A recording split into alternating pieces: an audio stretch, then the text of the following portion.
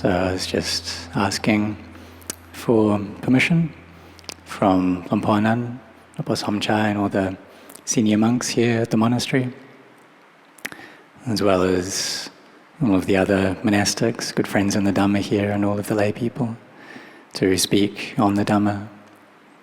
And Anan kindly gave me the opportunity to talk to all of you today.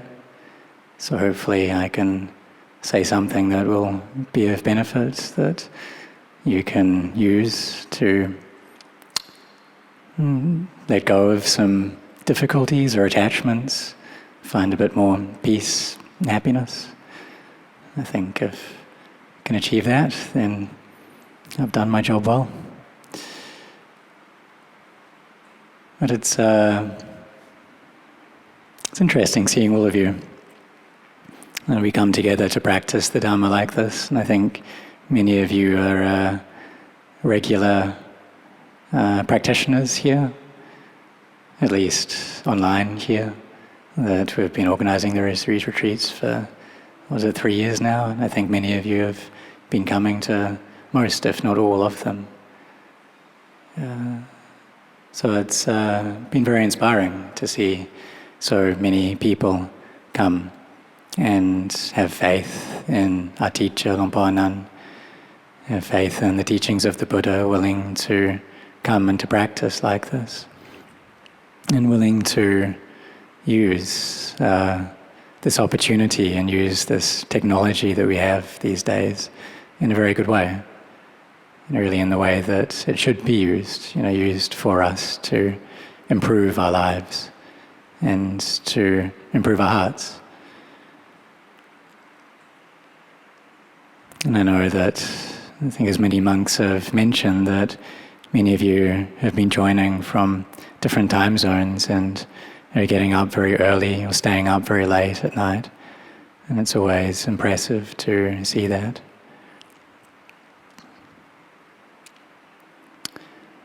So that we have this faith in these teachings, that's really no small thing.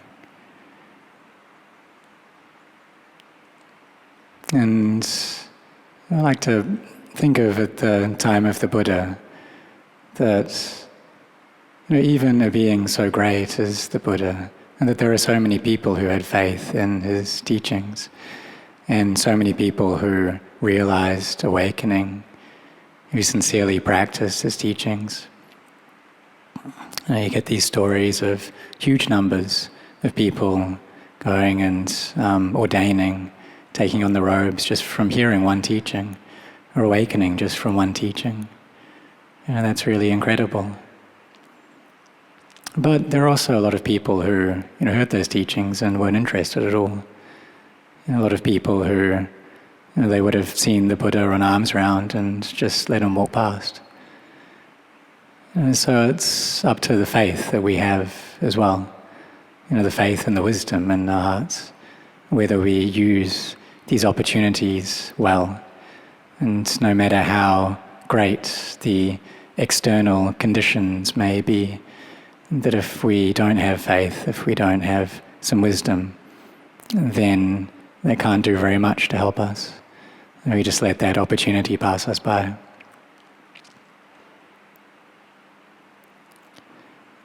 So I think with listening to these teachings as we have every single day, trying to put them into practice as best we can.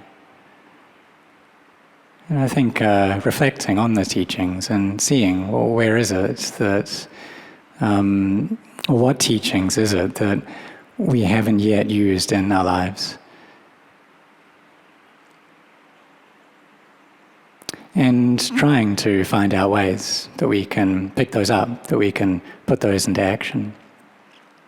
Because all the effort that's gone into this, and the great kind of compassion and giving that Anan has for us to give us these teachings, that they're for the sake of us to pick them up and to use them, for them to be a benefit for us.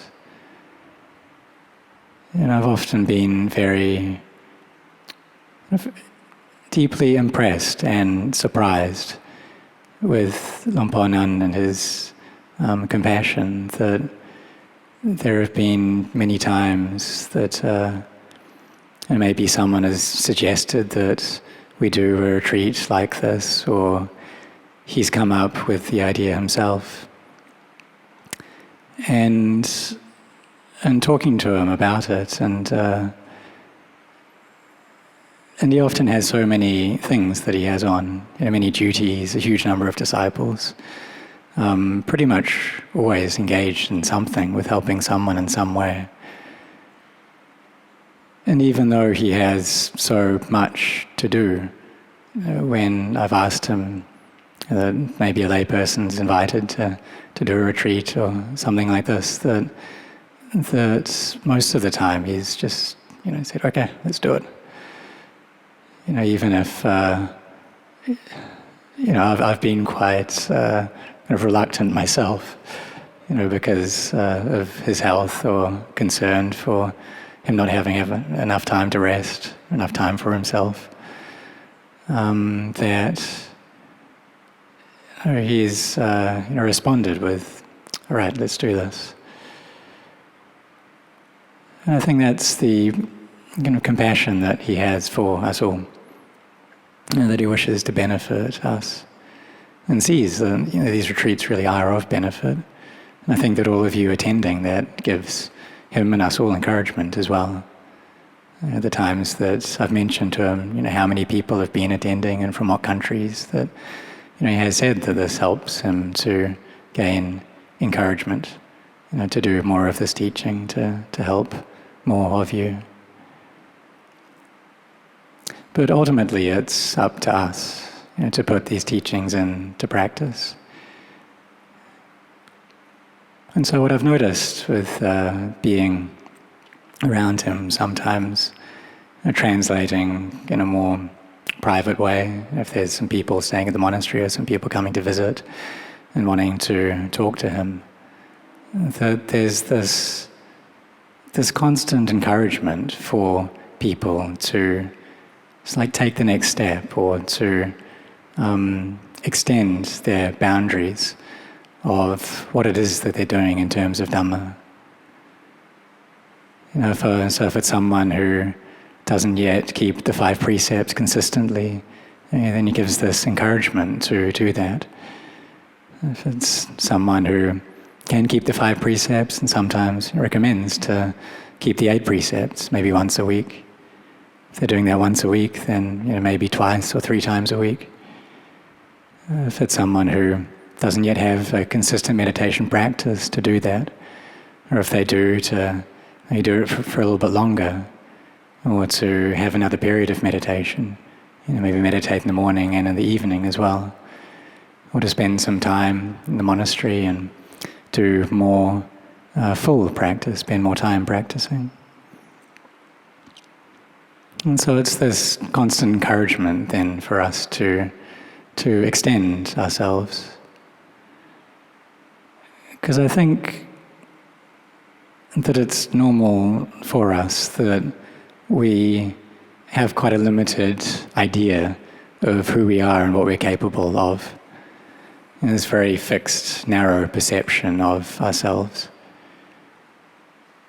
And I think that when he sees us, he can see beyond that which we impose upon ourselves. Can see to what our actual potential is and what we're actually capable of. And so then, out of that wisdom and out of that kindness, encouraging us to actually more fulfill what we're capable of, what our potential is. And so we're very fortunate to have a teacher who I think can see that and who can do that, give us that encouragement. It's been very useful for me personally, coming to be at this monastery and having a teacher like that who's willing to push me a bit, because I too could have these very limited ideas of what I could be capable of. And to have someone who's not willing to kind of play along with that delusion with me and willing to challenge that a bit. And it's very helpful. Because otherwise I think I'd be much more stuck in these old perceptions, old views.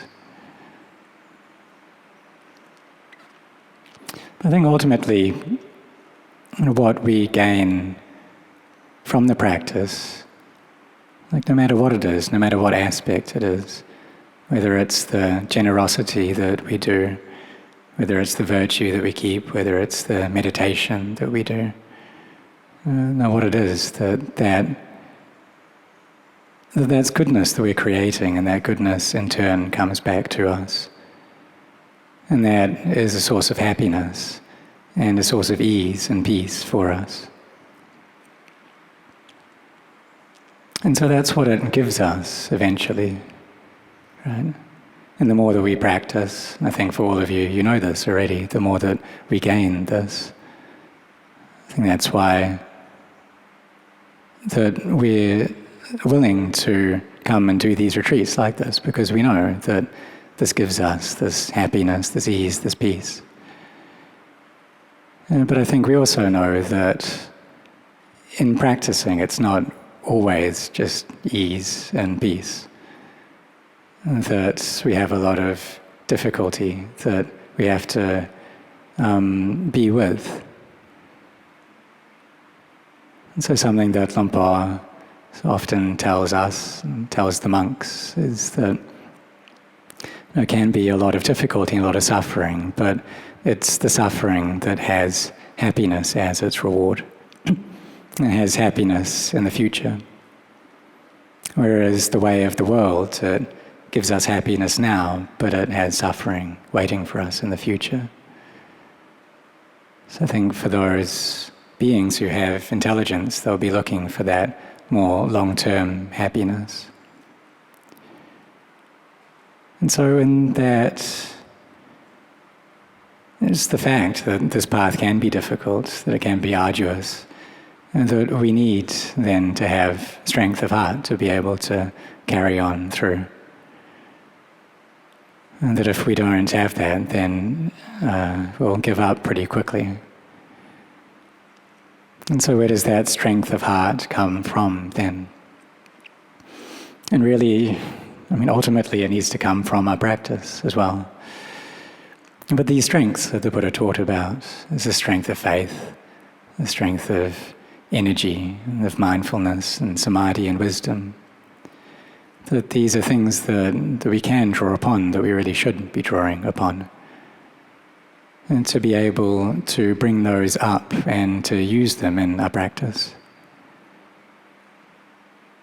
And so I think when times can be tough, can be arduous practicing, for myself during this retreat, that unlike most of the previous retreats, that I was actually able to join in most of this myself, that the other people helping out have been helping out a lot, so there hasn't been all that much for me to do this time. So it's been a good opportunity for me as well. But it's been very hot here in this Dhamma hall, and wearing the robes of a monk. They're very delightful things to wear, but they also trap heat pretty well. And so sitting with a lot of kind of heat, and also various other kinds of pain, and sometimes kind of intense pain, that it's, for me, the experience hasn't been all that easy during this retreat.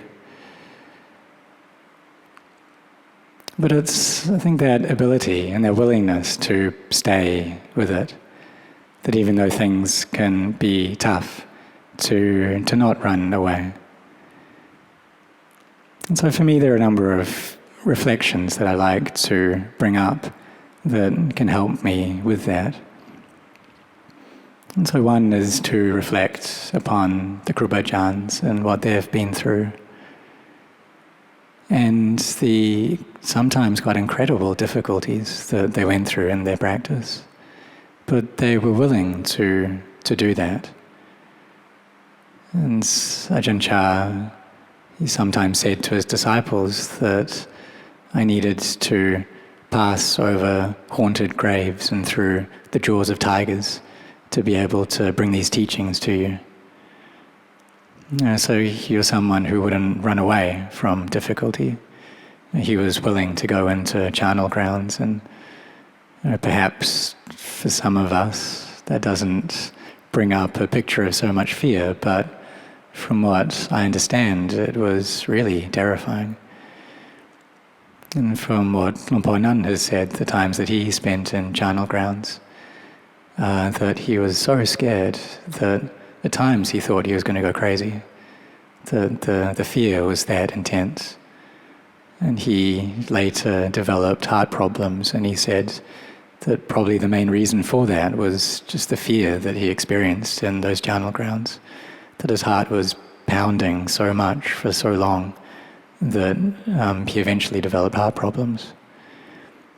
But he was willing to do that. I think if there was another teacher, I can't remember who it is now, but he said that he was also terrified of ghosts, and so he went to stay in one of these charnel grounds, and that whenever he got this fear come up that there was a ghost over there, maybe he saw the light of the moon and it was shining through the leaves that were moving and it kind of looked like a ghost, that as soon as he got that fear, that terror come up, he would immediately get up and go straight to the place that he was afraid of, in order to overcome that, to not give in to that. Or just, I think a few days ago, actually after one of these Dhamma talks that Luang Por gave in the morning, he was sitting outside and somehow we got onto the topic of malaria, and he was saying, just how many times he got malaria when he was here. And I asked him whether he ever thought of just packing up and leaving and setting up a monastery somewhere else, because there are a lot of malaria-carrying mosquitoes here in the early days. And he said, well, of course I thought of that. Of course I thought that all of the monks come to staying under my guidance, and every single rains retreat, almost all of us get malaria. And this is just happening year after year after year. And then the lay people who have faith, they're too afraid to come and stay at this monastery because they don't want to get malaria. And some of them who had stayed, they go back home and they find they have malaria back home. And so of course I thought of leaving. But still he stuck it out. And then through that great persistence and that great kindness as well, that we now have this monastery that we can live in today, malaria-free, happily. So for me it gives me great encouragement then to recollect just the difficulties that these other beings had gone through, but they weren't willing to give in to them. That even though it was really tough, that through their devotion to the Dhamma, that they were willing to stick that out. As Ajahn Chah said, that the Dhamma is on the shore of death, and so he himself was willing to put his life on the line for the Dhamma. And then to reflect upon the very small difficulties that I have to go through, that it really doesn't seem like much in comparison. That if other beings can endure with so much and willingly endure with so much, when they could have got out, they could have run away, but they stayed. And that surely then I can put up with these small, trifling things.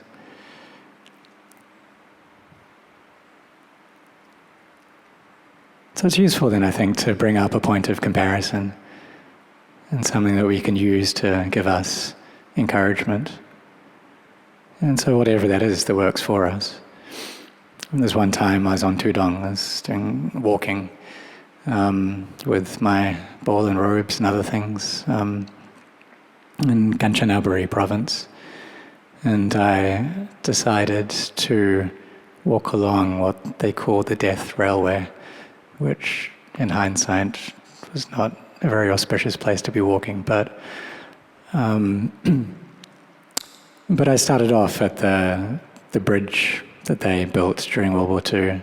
And the reason they call it the death railway is because in World War II the Japanese were in a hurry to build this bridge, and so they used slave labor and POWs to build this bridge very, very quickly, build the whole railway very quickly.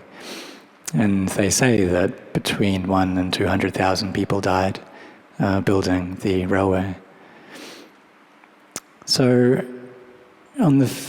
before the first day, when I got off the van in Kanchanaburi town, and then to walk to the start of this railway, I had to walk through the whole town. And I passed by a couple of cemeteries that were for the POWs who had died building this railway. And so in one of them I stopped, and there are these huge cemeteries. I don't know how many graves there are there, but it's a lot. And so I stopped in and was walking through, and I think I was maybe 30 years old, 32 years old at the time. And I noticed that there was pretty much no one who was older than me. That almost everyone who was buried there was in their 20s when they passed away. And so walking then along this railway, and I think the first day was the hottest I've ever been in my life. That there was absolutely no shade, and the railway had these really steep banks on either side, so there's no way to really get off it. Well, I could have gotten off it, but I wouldn't have been able to get back on again. And so walking along this really long stretch, just in the sun for many hours, and sweating more than I'd ever sweated before in my life, naturally the mind would start to complain a little bit, about the discomfort, about the physical pain. But as soon as I'd start doing that, I'd tell myself, well, at least I'm not being beaten to death, like many of the other people who had been on this railway. I've actually got it quite easy compared to all of these other people who died very young. So I think, whether we find things easy or difficult, whether it's comfortable or uncomfortable, a lot of that depends upon what we compare it to. If we're comparing ourselves to some ideal life that we may have in our mind, then, just small discomforts can be very disconcerting. I think if we compare ourselves to something else, then we're able to go through things, because we can see how other people have gone through much more difficult things. For us, that we're doing this for the Dhamma. This is really the greatest and most beneficial endeavour that anyone could engage on. And so surely then we should be willing to bring up effort and to be persisting through difficulties.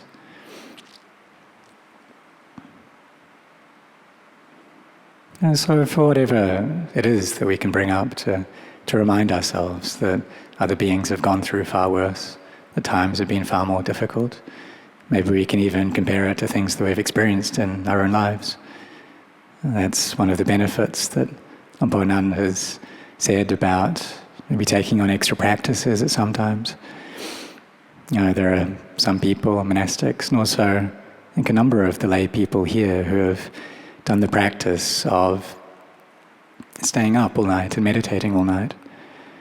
And there's many benefits that can come from that, but one of those is that maybe we're meditating on another night and it's getting kind of late, and then the thought comes up, okay, well, I should stop now because I need to go to bed. It's my bedtime already. But then if we can bring up that memory of how we'd spent the whole night meditating on other nights, then we can think to ourselves, okay, well, it's fine. I can carry on going for a bit more. Maybe if I get a little bit less sleep than what I'm used to, then that's okay, because I've done something which is more difficult than this before. And so we can gain encouragement from that.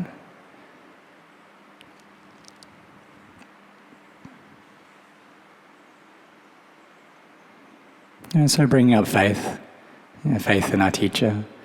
So something that I like to reflect upon is that through the great wisdom, the great compassion that the Buddha had, he gave these teachings to us. And that if it wasn't possible for us to carry out these teachings and to realize them, then he wouldn't have done it. Because what's the point in teaching something to someone who just isn't capable of doing that thing? So the Buddha then taught us, out of his wisdom and compassion, also have these two, I believe, to be awakened beings who are doing the same, teaching us out of their wisdom and compassion. And one of the reasons that they're teaching these things to us is because we can do them. These are things that we can put into effect in our lives. So I think the beliefs that we have are very important things. And I've noticed for myself that the beliefs I have can sometimes be very subtle and very, it's almost like this white noise or this low hum that because it's there all the time, I just don't really see it. Sometimes the beliefs that we have, that they can be with us from a very young age. And so we just don't question them, that that's for us just how things are. I think it's really useful to look at those and to question them. And so what beliefs do you hold about yourself? What beliefs do you have about the Dhamma? What beliefs do you have about what you're capable of achieving? Do we hold these beliefs of, well, I can't really do this. Like, I'm not really a good practitioner. I can't meditate very well. I know that these are beliefs that I've definitely have and that I've had before and that I can fall back into as well. Because if we really cling to these beliefs, then they are true. And they're true because we believe them. And that if we truly believe that we can't meditate, well, then we can't really meditate. If we truly believe that we're not able to do it, well, then that belief becomes true and we're not really able to do it. And so I think it's very helpful then to question those, to bring those up. And is this actually true? And where did I get this belief from? This belief that, well, maybe I can't really attain to the Dhamma, I can't do it. Where did that belief come from? And is that actually accurate? Like, is that belief in line with the teachings of the awakened beings? Is that belief in line with the teachings of the Buddha? And if it's not, then it's something that we really, really should be questioning, that we should thoroughly examine and see, is that actually true? And is it helping us? And if we put that belief down, then what happens? I think if we're holding on to something, whatever it is, but a belief, for example, that if we put it down and what we experience is a sense of ease, a sense of energy, enthusiasm, brightness of mind, then what that shows us quite clearly is that belief really isn't serving us. It's not helping us, but it's something that's pulling us back, that's hindering our progress. So I think then, to ask, what beliefs do I hold about myself, about the Dhamma, my ability to practice the Dhamma? Are these things actually true? Are they in line with reality? Do I actually know this? And if it's not helpful, if it's not what the Buddha taught, if it's not what our teacher teaches, then suggest to try putting that down, try challenging it, and try going against it.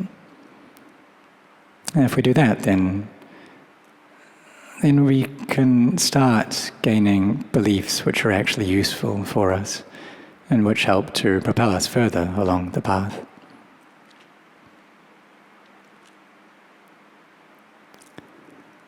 I think for myself and for many people that I've talked to, and also many people have come to talk to Longpa Anan, that I think these days one of the things that can really trip us up and cause us great difficulties is the idealism that we can hold to. That, combined with being very critical, especially critical of ourselves, and kind of having this like comparing mind and a fault-finding mind. And then when all of those are put together, then what that can produce then is these ideals of who we should be, which in and of themselves, they're not bad things, but it's how we hold that that's important. And that we come through the practice, and I think it's easy to gain this view of who we think we should be. That suddenly now I am practicing Buddhism, I consider myself a Buddhist, a Dhamma practitioner, and so I should never get angry. I should always be in a state of perfect peace and equanimity. Nothing should be able to throw me off. And I shouldn't be greedy. And that if any of these things come up, then it's wrong. And so we have that idealistic view of ourselves, and then we look at our actual experience, and we look at that with a fault-finding mind and see all the things that are wrong with our experience, and then compare that to this idealistic view that we have. And then from that, it can feel quite dejected and even averse towards oneself. And for myself, pretty much the first time I learned to meditate, like I'd done a little bit of meditation before, this kind of Hindu style of meditation, but came to Thailand the first time when I was 18, and I just bumped kind of randomly into this Peace Corps volunteer who told me that he had lived like a monk for a week. And I thought, that sounds great, I want to do that. So he wrote down the address of the monastery for me. And then I was helping to teach in the school at the time, and so I gave it to one of the teachers, and she happened to know of the monastery.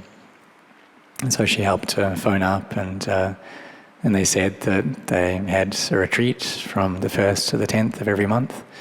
And I had no idea what a retreat was, but I decided I'd show up.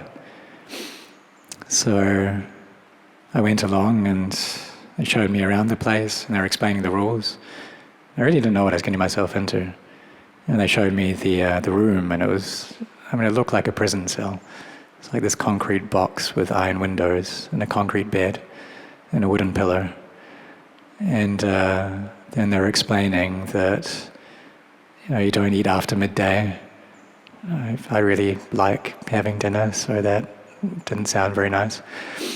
And then, that there's no talking at all in many hours of meditation.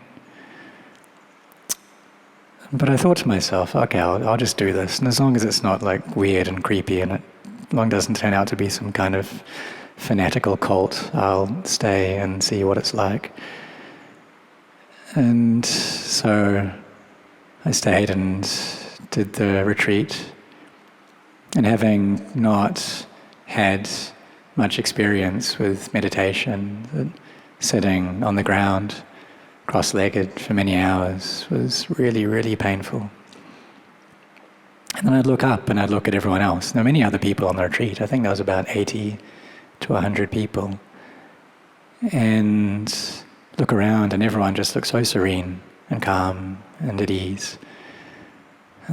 Close my eyes again and just be in this intense pain.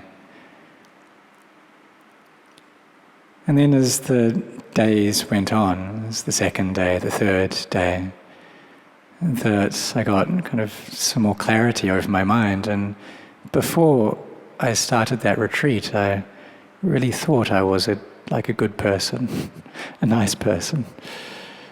But then, after looking at my mind for 3 days, and I somehow pretty much managed to develop aversion towards every single person on the retreat within 3 days.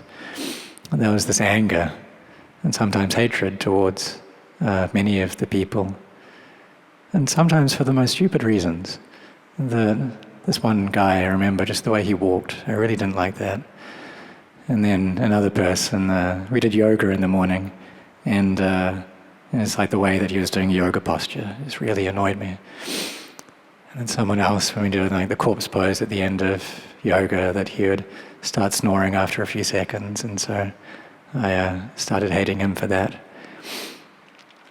And so after 3 days, I really thought that, it's like looking at my mind and really got this feeling that this must be the most terrible mind on the planet. Like, I'm pretty sure that there's no being worse than this. And that wasn't a pleasant thing to be with. You know, being someone who really thought that they were like nice and kind and pleasant. But fortunately, as the days went on, that the mind started to get a bit more peaceful. And I had some nice peaceful meditation experiences, and then things calmed down. They also taught us metta meditation, which was very helpful. So I managed to forgive almost everyone for walking strangely and such things by the end of the retreat. But I think that, when we look into our minds, what we see oftentimes, it cannot be very pleasant. And I think when the mindfulness starts getting a bit stronger, then we can start to see how it is that the defilements are working in our minds. And that can be quite a sobering insight. And I imagine everyone here has had that, at least to some degree. Carry on meditating and then just suddenly seeing how the mind is, doing something which is bringing a lot of pain, which is like very unskillful activity. And that can really go against this ideal version that we have of ourselves as a Buddhist practitioner. It's just, being love and light all the time. And so with that going against this ideal version that we have of ourselves, that then there can be aversion coming up.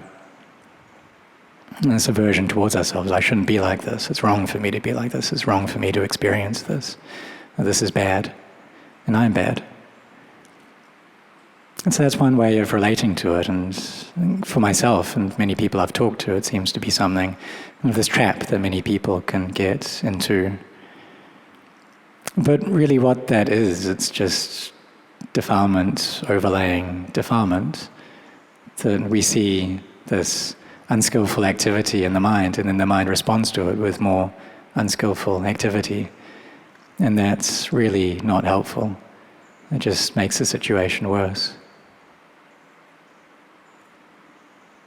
So I think a much wiser relationship to this is to actually feel a sense of gratitude and joy whenever we see that. Whenever it is that we find anything new out about our mind, but I think especially the things which are unskillful and which are painful. That even though that might go against our view of who we think that we should be, that insight is actually a really important, significant insight. Because we can think about just how long it is that habit has been present within our minds. and we've had absolutely no idea what was going on. As the Buddha taught, that we've been born for countless lifetimes, that he himself looked through his previous lives and couldn't find a beginning. And that through that process we've been deluded the entire time. And that we've had these unskillful activities going on inside our minds for such an incredibly long time.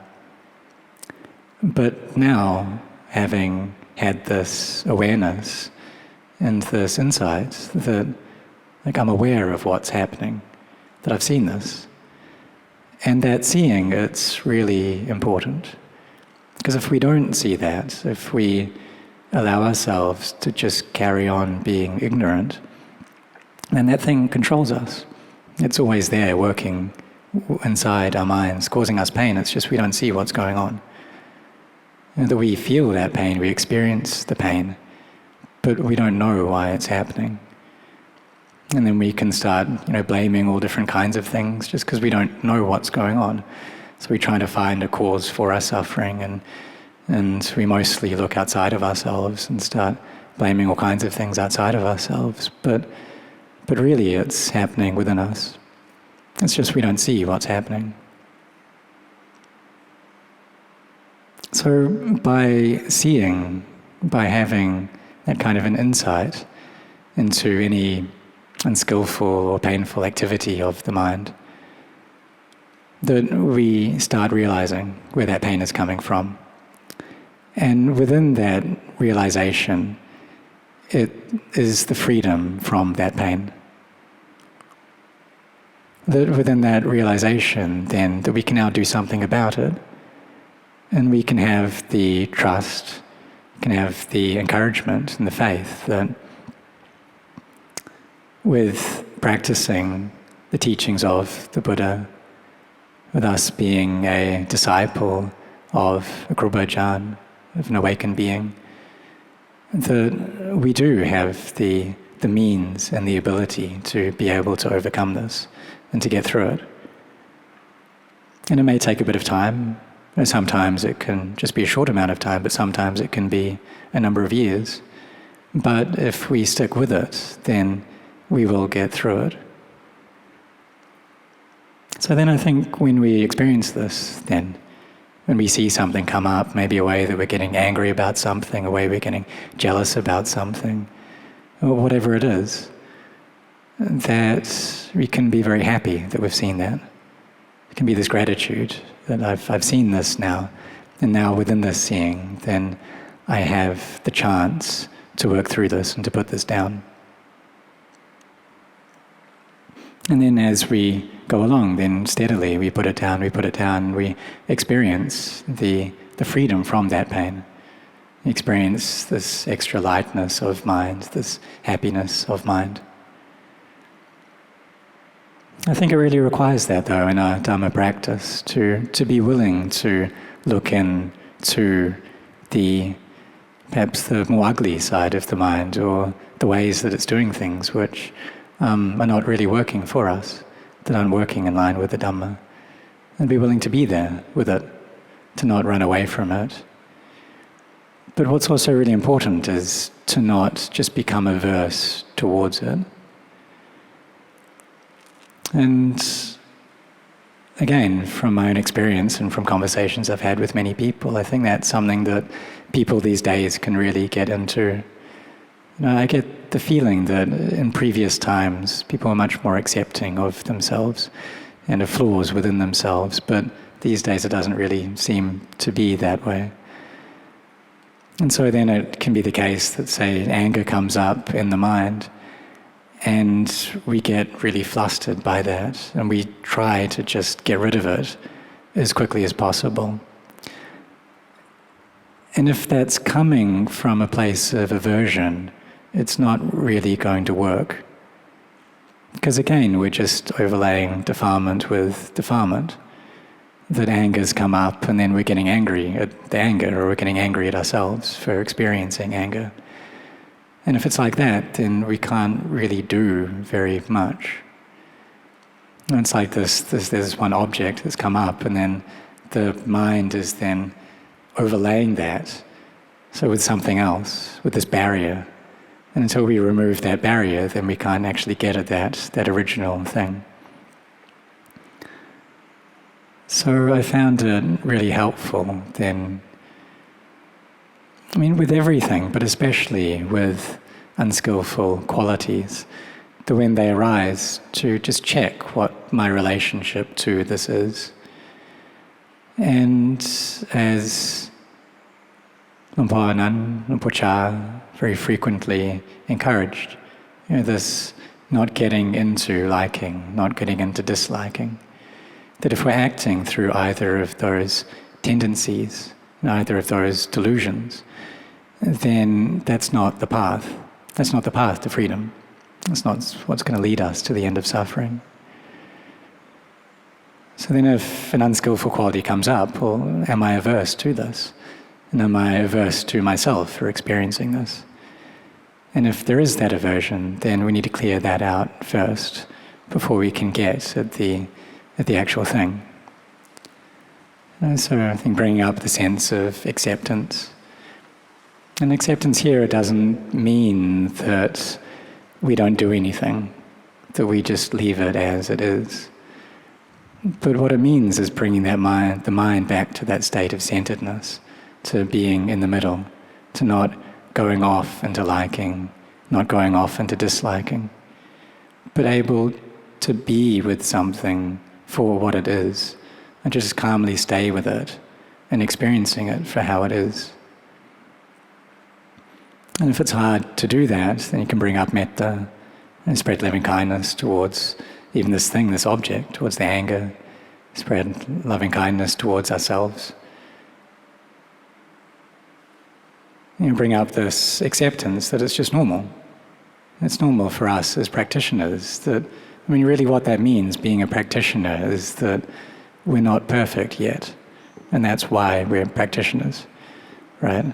That's why we need to practice. That if we were already perfect, then there would be no need. And so it's this acknowledgement that there are things within us that need to change. And that that's okay. That it's just normal for beings born into this world, that we have a certain degree of delusion, have a certain degree of greed and hatred and defilement. And that's just standard, that's how it is for all the beings who are born into this world. And that's all right, and I think the reason that that's all right is because we're doing something about it. That we're not just complacent, we're not just following along with it, going along with the flow of those unskillful qualities, as most people are. But we're doing something about it. But that something that we're doing, it doesn't happen instantly. That it takes time for that to happen. And so we just need to bring up that acknowledgement and that acceptance that this is going to take time. And in the time that I'm practicing, that I'm going to experience many of these things. There's going to be anger come up, and sometimes it can be really, really intense anger. And that also sometimes when we're really practicing, we're going against these defilements, and the defilements, they're not happy with that. They don't like being opposed, that they're used to just getting their way all the time. And so when we start going against them, they can really put up a fight. And I think how many people understand that is that I'm practicing wrong. That I sit down and maybe I'm experiencing sometimes more intense anger than I had before. But that's not necessarily the case. But however it is that having these minds that are still deluded, we're going to be experiencing these things. And so just accept that for now. And having accepted that, being in a state of equanimity, having kindness towards ourselves, then we can go about doing something about it. And we can bring up that reflection on death, that I will die soon, and so what's the point in giving rise to this? That we're all in the same boat. This other person's also going to have to die soon. And so why be angry with them? We start getting curious about it as well. I find that really useful, to kind of oppose that tendency of aversion towards these unskillful qualities, to start getting curious about them, start really wanting to know how they function, how they work. What is it that they're doing? How do they operate? So with this anger, I find it really interesting, like looking at that and seeing how it works. And then seeing how, really, when I'm angry, I'm just angry at my own mind. That I'm not angry at anything else. That even perhaps someone has said something to me that I don't like, and maybe go sit in meditation. And then there's that memory of that thing that they said that comes up. And then I get angry at that. But it's my mind that's producing that memory. And then there's this idea of that person is an image that the mind creates. There's this story that the mind tells about who this person is. But that image is something that my mind creates. That story is something that my mind creates. And so the whole time I'm just angry with my own mind and the creations of my mind. That it's not getting angry at someone else. And so eventually the question arises, well, maybe I should just stop doing this. Maybe it'd be better to not give rise to these creations, that they're really not helping me. Maybe some new creations would be better, bringing up thoughts of kindness, thoughts of compassion. Kindness towards oneself first, because feeling that anger, it's really not pleasant. It's very hot, uncomfortable feeling in the mind.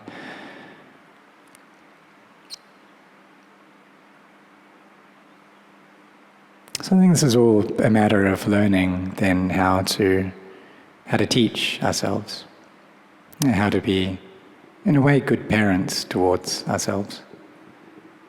I've never been a parent in this life, so I don't know exactly what that's like, but I did teach little children for a while, so I have a little bit of experience. But at least in my mind, it's a useful way of conceptualizing what the practice is. It's like being a good parent for the mind.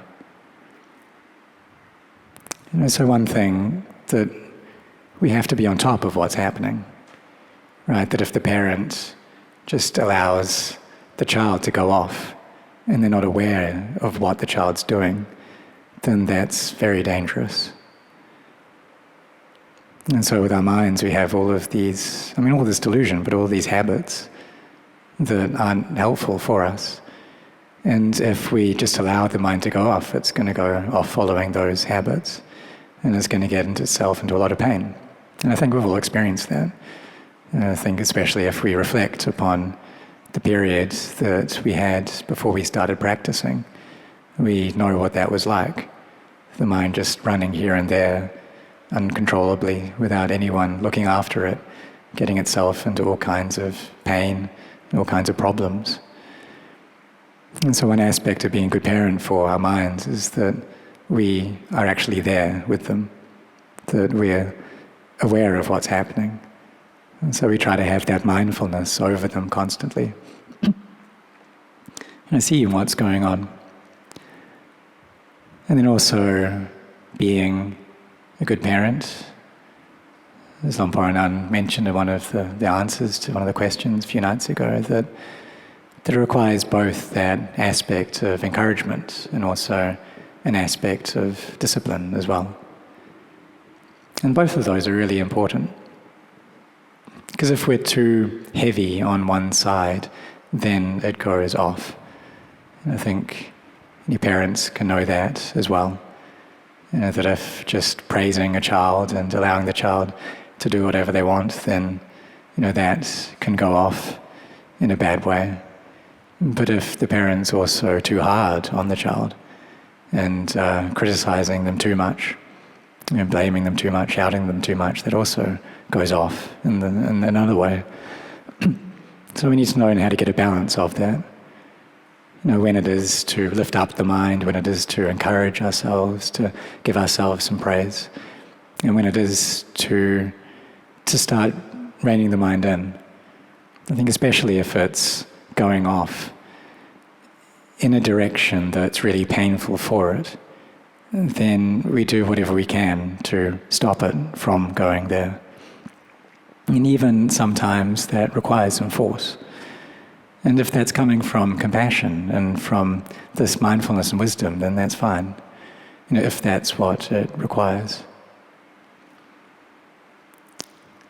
So there's a teaching of the Buddha that I'd like to reflect upon. It's one of my favorite teachings because it's quite simple. Like it phrases the whole path of practice in this simple way.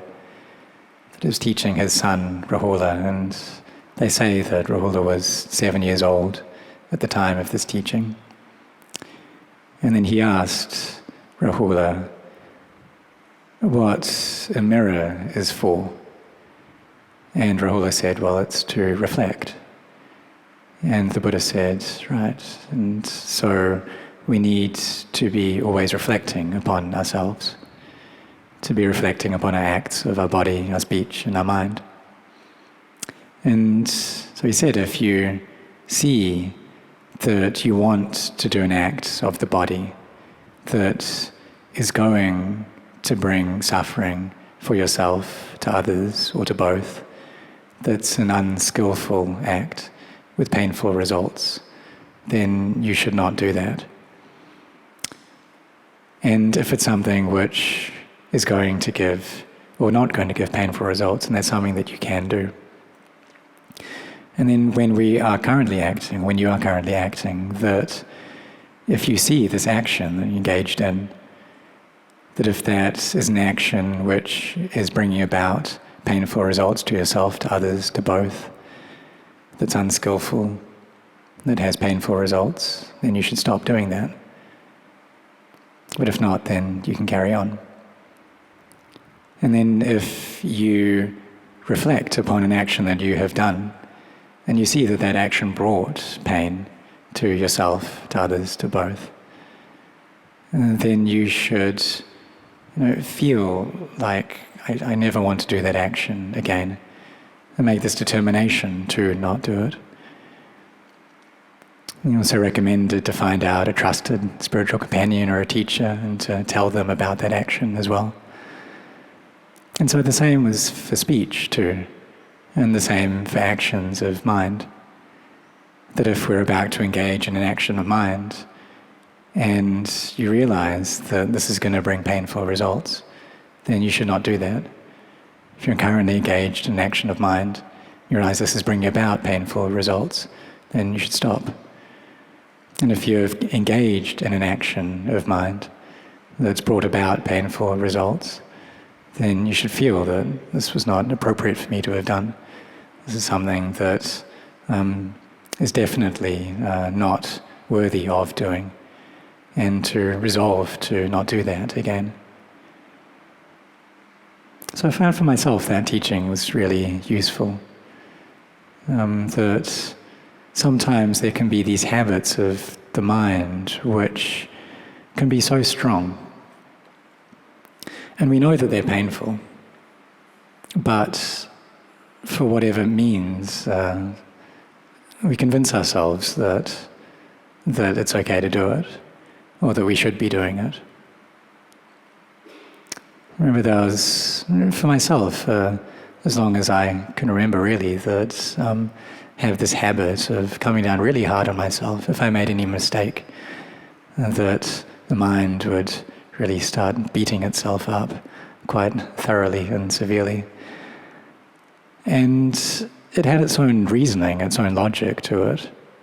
It would feel like, well, if I do this, then I'll improve. If I do this, I won't make the same mistake again. I'll be a better person. But I could also see just how incredibly painful that habit of mind was. At the same time, it was so strong that it was really hard to go against, and I'd end up by just giving into it. And so I remember there was one time, I think it was a relatively new monk on Pod, kindly given me the chance to go to one of the secluded huts up the hill of this monastery, and spending a lot of time meditating, and I could see my mind starting to get itself into this rut again of self-criticism and beating itself up. And it was coming up really strong, and I knew where it was going. This is going to be probably about a week of a lot of pain. Unfortunately, I just listened to a recording of the sutta that I just mentioned. And so I could feel the mind start to get into this activity which was going to cause pain, which was very unskillful. And on the one hand, there was that great habit energy and that feeling of like, this is the right thing to do. But then bringing up the teaching of the Buddha and recollecting him saying this is absolutely unfit for you to do. That if you know this is going to cause pain, this is absolutely unfit for you to do. That there were these two things which were kind of at battle within my mind. That on the one hand there was this really strong energy pulling me into that habit again. And then on the other hand there was this recollection of the teaching of the Buddha. And this feeling that I know that the Buddha wouldn't want this for me. That he said that I shouldn't do this. And I really don't want to oppose the teachings of the Buddha. And so tried to pull the mind out of this habit.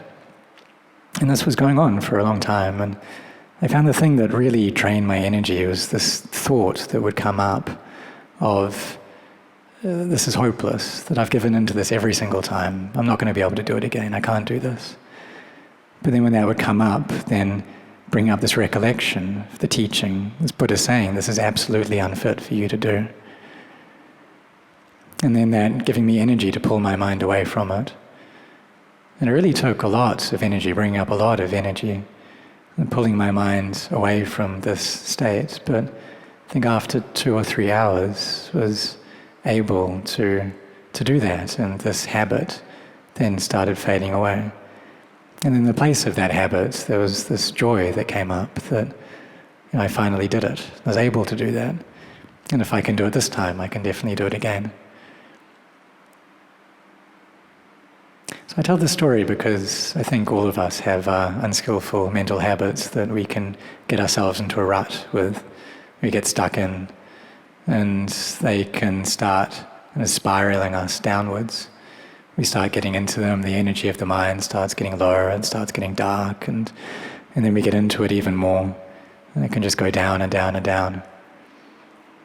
And I think it's really useful then to bring up that for whatever it is, whatever habit that is, if it's a habit of anger, a habit of aversion, whether that's towards other people, towards ourselves, a habit of maybe guilt over things in the past, worry over things in the future, whatever it is, and if we see that it's an unskillful habit that the mind is about to engage in, that to bring up that image of the Buddha or that teaching of the Buddha, that this is absolutely unfit for you to do. And then can help us to pull the mind out of that. And even though it can start falling into it again, then we pull it out again and just do that how many ever times it takes for it to work. Because having followed these habits for a long, long time now, it's no easy thing to put them down and to go against them. But it is something that we're capable of doing. So I feel like I've talked in English for a long time now. But yeah, I hope something that I said was helpful and useful to you. And again, my anumodana. I do rejoice in the practice that all of you are doing. I think most of you very consistently, this faith, this energy. And so may this lead you to very good results of peace and happiness, and quickly lead to the end of suffering.